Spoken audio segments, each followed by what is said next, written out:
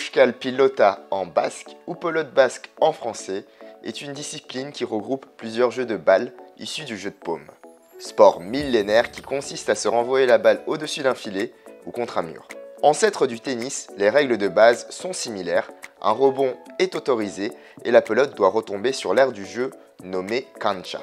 Sinon, c'est falta et point pour l'adversaire.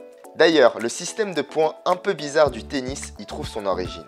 Les joueurs, d'abord situés à 60 pieds du filet, s'avancent progressivement au fur et à mesure qu'ils marquent des points. De 15 pieds au premier, de nouveau de 15 au second, ce qui fait 30, et de 10 au troisième pour pas être trop proche du filet, donc 40, avant bien sûr de marquer le jeu. Le jeu de paume va connaître un engouement populaire sans précédent au Moyen-Âge, à tel point qu'en 1397, le prévôt de Paris interdit sa pratique tous les jours sauf le dimanche. Plusieurs lieux de pratique s'ouvrent un peu partout en France et en 1505, on retrouve la première mention d'une raquette pour jouer au jeu de paume. Mais au XVIIIe siècle s'enclenche son déclin et la révolution de 1789 marque sa fin dans de nombreuses régions de France sans en être la cause. On ne sait pas pourquoi, mais l'engouement n'a jamais cessé des deux côtés des Pyrénées depuis le XVIIe siècle où la pelote basque a été créée. Le XIXe est le siècle des innovations pour la pelote basque puisque le caoutchouc y est découvert, ce qui va contribuer à la fabrication des pelotes. Les pelotes deviennent du coup plus rapides avec des rebonds plus importants. Le jeu en face à face devient alors trop difficile et les jeux indirects contre un mur, d'abord réservés aux enfants, se développent. Et en 1862, c'est l'apparition du gant d'osier appelé chistera qui, contrairement aux gants de cuir, sont plus légers et plus maniables. C'est magnifique pour on frappe la poche. Surtout lourdes, qui ne rebondissent pas, ou presque. Depuis l'âge de 9 ans, oui, j'ai pratiqué le sport, mais j'ai commencé ici à Biarritz, donc j'habite un quartier, le quartier du Parmesan, où il y avait un fronton en place libre, c'est-à-dire c'est un fronton pas fermé comme celui-ci, mais en air libre. Et j'avais vu jouer, j'avais dit à mon père, c'est ça que je veux faire. Voilà, tout simplement. Et puis il m'a inscrit au club, et puis jusqu'à ce jour, voilà, j'ai toujours joué à la pelote. Je joue encore aujourd'hui, j'ai joué aussi un petit peu professionnellement aux États-Unis.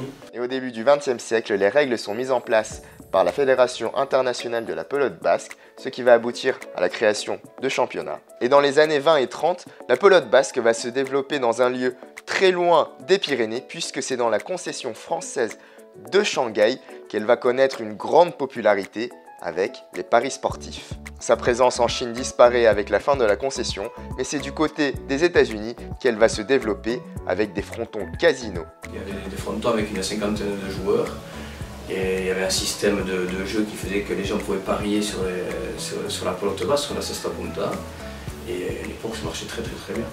Dans le Connecticut, il y avait 3 frontons professionnels, juste au-dessus de New York, c'est le Connecticut.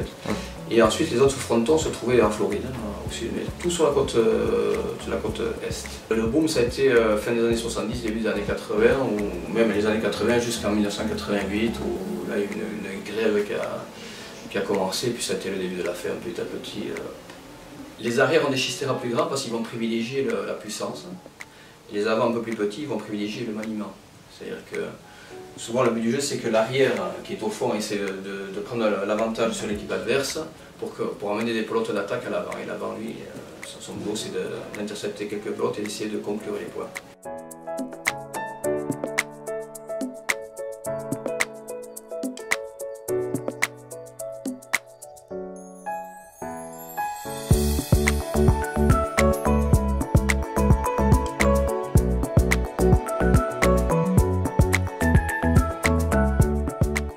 La pala ou la paleta est une autre discipline de la pelote basque qui est plus accessible techniquement et financièrement, ce qui fait qu'elle est la plus pratiquée de part et d'autre des Pyrénées.